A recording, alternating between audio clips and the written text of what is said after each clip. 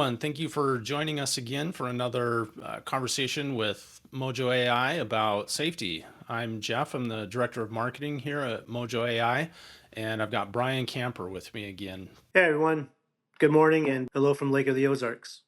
All right, today we're going to be talking about what is probably the most standard, well, maybe not standard, but the most common safety practice done across all different industries, different company structures, type of work, and that is the PTP, the pre-task plan. There are different names for it and different terms used in different industries, but here at Mojo, that's generally what we call it. But Brian, can you kind of explain overall what this is that we're talking about? Yeah, so thanks for that, Jeff. And you're right. No matter what industry you're in, whether it's oil and gas, construction, manufacturing, farming, anything, even if you don't have a formal program, you're probably participating in this type of program without even knowing it. And that's a PTP or a JSA program. To give it a definition, a PTP is a pre-task plan, right? And where that fits in, say you're unloading, a truck, a trailer full of construction supplies, or in the oil field, maybe a truck full of piping. That's a specific task. You're going to write your PTP and you're going to plan your PTP on how to do that job. One, safely. Two, the equipment that's needed, the personnel that's needed, and what the hazards associated with that job, that specific plan, that specific task is. On the other side of that, you heard me mention a JSA. A JSA is a little bit of a larger scope, right? Focused on safety. It's going to expand between that specific task and the rest of the job, whether it's unloading that pipe, putting in the derrick, and starting to spud the well, and it's going to be all the tasks associated with that, along with the hazards and the controls. But that's in a nutshell the difference between a PTP and a JSA. Okay. And who owns this documentation and this process? In some cases, it sounds like it's more of a safety thing. In some cases, it sounds like it might be more of an operations thing. Can you kind of describe ownership of this? Yeah, in a perfect world, it's actually a really good combination between health and safety and operations. But the reality is, these are actually operational driven meetings, right? Operationally driven documents. And the reason I say that is the people that are doing the job, the construction, the tradesmen, the roustabouts, the drillers, right? They're the ones with the intimate knowledge of the job steps, of what's going to be needed to do the job, the equipment that's needed. And then they're going to rely on health and safety, if it's outside of their own knowledge, to come in and say, hey, here's the hazards associated. Here's the controls that need to be put in place to make sure those hazards are mitigated. And here's how we can support you, right? So it's an operationally driven process supported by health and safety. Okay, that makes sense. And you kind of touched a little bit on my next question, and that is, why does this matter? Like both to the frontline workers who are doing the work, the safety managers, the operational leadership. Like, why does the PTP matter to each of those different groups? In business terms, the main reason it matters is one, it's safety, right? But two, it's efficiencies, right? If you have a high dollar job site, which every job site to a job owner or a company owner is a high dollar job site, right? Time is money. If you have a task that shows up and you don't make any plan on how to do it, it's going to get done without efficiency. It's going to get done. It's going to take longer. It might end up getting someone hurt, which is going to cost more in work comp. Where PTPs and JSAs come in, right, is it gives the foreman, it gives the supervisors, it gives this health and safety professional a chance to say, okay, here's the job that we need to do, or here's the task that we need to do. Here's what's needed to get it done. Here's who's needed to get it done. Here's the hazards. Here's the controls. And you put all those in place, you review all of them before the task is even being completed. That way, during the task, you're not stopping and saying, oh, we need the forklift to move the pipe, or we need the rigging to put on the pipe, or to put on the crates. You already have it because you reviewed it in your PTP or your JSA, right? So, yes, it's for safety, but two, efficiencies, right? That's what it always comes down to, is efficiencies as well. Kind of that makes sense. So, what goes into like putting together an effective PTP or a JSA? Because it sounds like it's not something you can just do, spur of the moment when you show up. You can and you can't, right? It depends on there's different levels to everything, right? And a PTP or a JSA, and just for right now, we're just going to refer to them as JSAs, right? Even though they are different, right now we're going to refer to the JSA. A JSA, the most important part about it, and even the PTP, communication. Is you and I communicating on the job or the task that needs to be done, right? How we're going to do it, what we need to do it, and when you're working this out and you're writing it out, you want to make sure that someone from operations, is part of it, right? Because they know how to do the job. So making a good PTP or JSA is going to take interdepartmental cooperation. It's going to take knowledge of the job, right?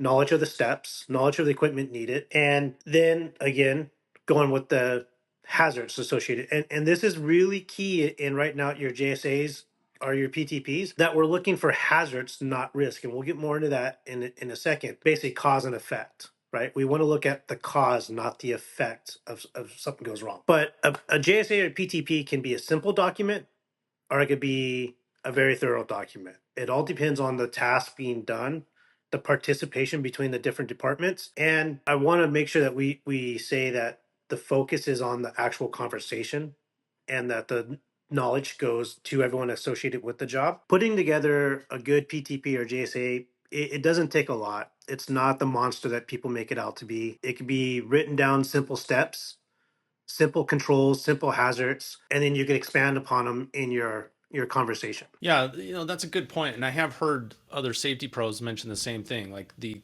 communication, the back and forth, the engagement is the most important thing, not necessarily, the format. 'Cause we have people who do it on paper forms. We have people who do it up on a whiteboard every day. We have people who, print out like a template and laminate it and they write on it with a marker every day. So it sounds like whatever works best for the company is just fine. Yeah, and PTPs and JSAs are a vital document, and they're a vital part of your health and safety culture. But at the same time, they could be abused as well. When PTPs or JSAs become a requirement and they're not being checked, people just end up writing them over in the corner and writing the same JSA and just having everyone sign it. No one even reads it, right? Just the same way that they could be vital and that they could be very beneficial to operational effectiveness and health and safety, and protecting the health and safety of the workers involved with the task or the job, they can also be pushed aside very easily. So you got to find that balance of making sure that your PTPs and JSAs are very engaging, thorough, but at the same time, easily digestible by those involved with the work. I've heard kind of anecdotally that there are kind of three different styles of putting together and walking through a PTP. One is the foreman or the safety guy will organize everything the day before, as much as possible and come very prepared. Other people will, just put things together quickly the morning of, and then others will do the form and the documentation later on in the day after work has already started just to Yeah. cover their ass. Yeah, so that third one, that's garbage, right? That's not welcomed on any job site I've ever been on. That's not going to get you anywhere. And by the way, I'd be lying if I didn't say that I haven't seen that before in the past, especially where I've seen it. It's and every other safety professional's probably seen it as well. That's usually involved when something went wrong and people are trying to write the JSA to cover their ass because something went wrong, and they're trying to create a paper trail saying that they did what they were supposed to do. Now, your first two, between doing it the day before and doing it the day of, the secret sauce is somewhere right there in the middle, right?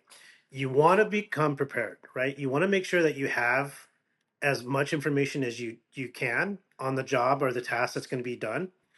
And that if you need time to get the equipment, such as maybe confined space rescue equipment or maybe heavier rated rigging, whatever it might be, that you're not rushing the day of, right? But at the same time, you have to review the JSA or PTP the day of and before the start of work, because conditions change. Maybe when we were planning this job, it wasn't raining. Now it's raining. Now everything's muddy, right? So you got to take those considerations into your plan, right?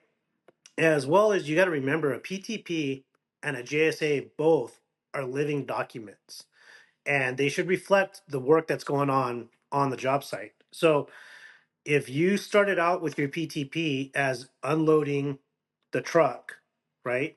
But then you've moved on to now you're unloading that truck and you're moving that pipe somewhere else, update your PTP, right? Or reflect it. Or maybe there's a storm coming in and now you're unloading it in the rain. Now you're going to update your PTP to account for that hazard, right? Same with your JSA.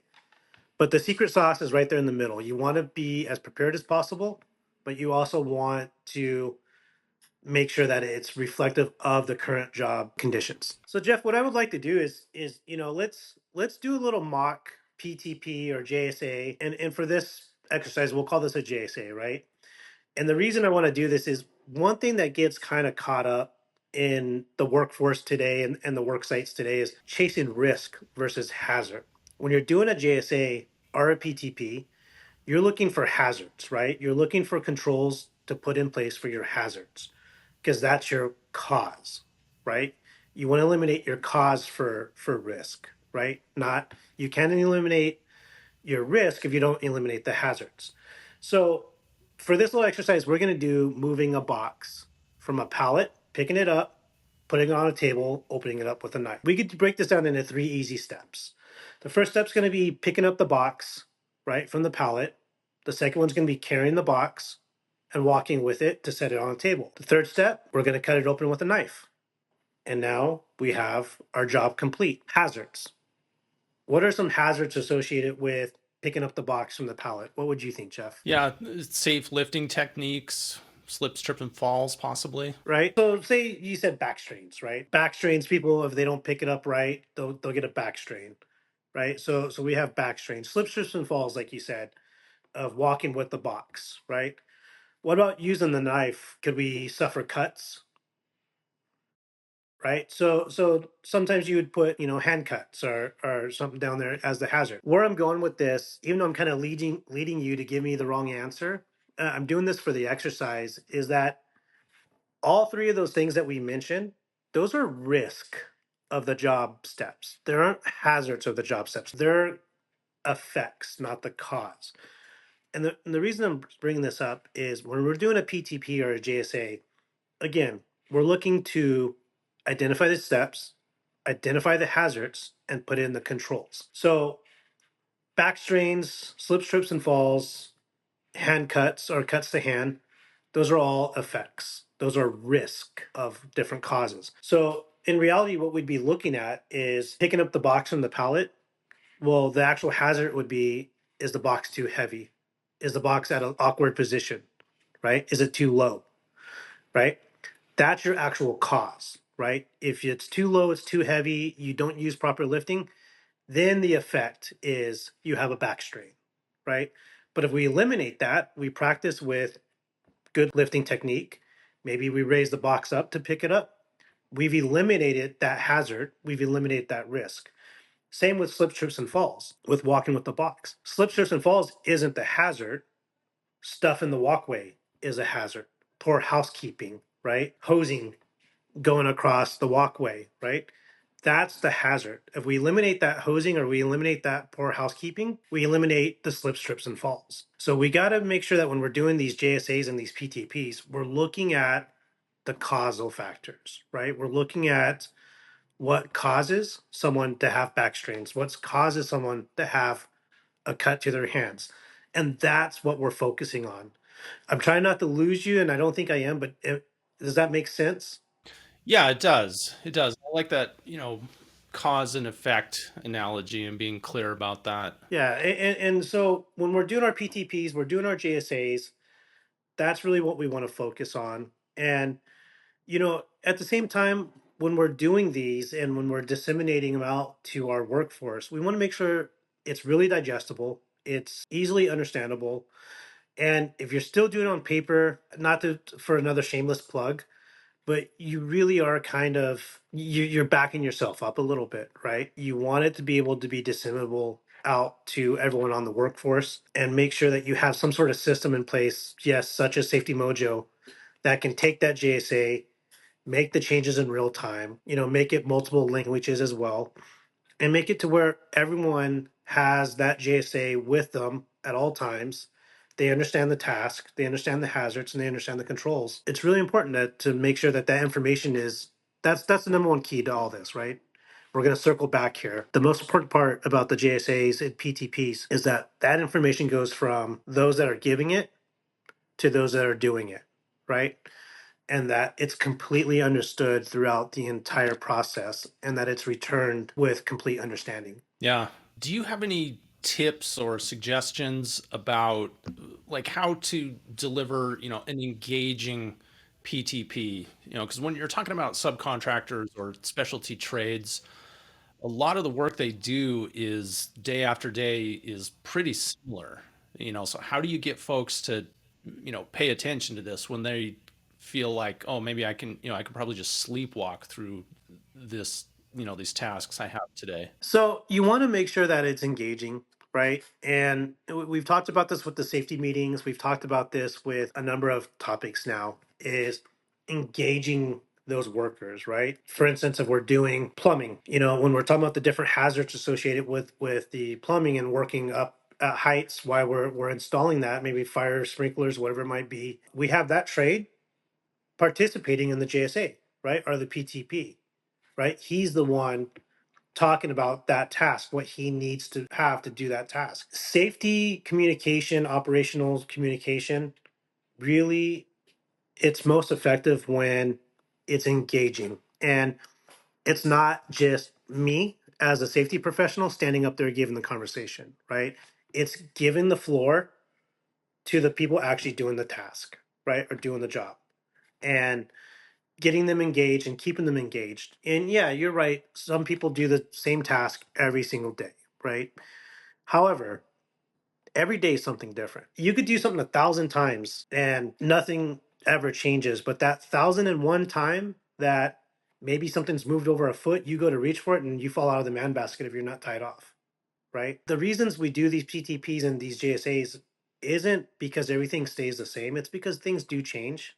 And having that familiarization of walking through the task, walking through the job that needs to be done. And also, we got to remember too, JSAs and PTPs, especially on the JSA side, it's kind of like a permit to work in a way that, especially for a job that's outside of the normal, right? Whether it's bringing on a 50-ton crane into the job site that normally isn't there. And now we got to work around this 50-ton crane. And we got to talk about swing radius and we got to talk about all these things that normally we don't have. Before we do that, we're going to stop and do a JSA because that's not part of our normal operation. Does that make sense? Yeah, it does. For your everyday stuff, your PTPs and your JSAs, they could get monotonous, but when you actually have that engaging conversation between the different trades and the different departments, it breaks up some of that monotony. And on the specialty side, when you're doing something that's out of the ordinary, you have to have that PTP, you have to have that JSA because that's outside of our normal work scope. Yeah, that's good information. Well, thanks, Brian, for having this conversation with us today. As usual, lots of good information. Yeah, no, thank you guys. And I hope you guys get something out of this and look forward to the next one. All right. Thank you.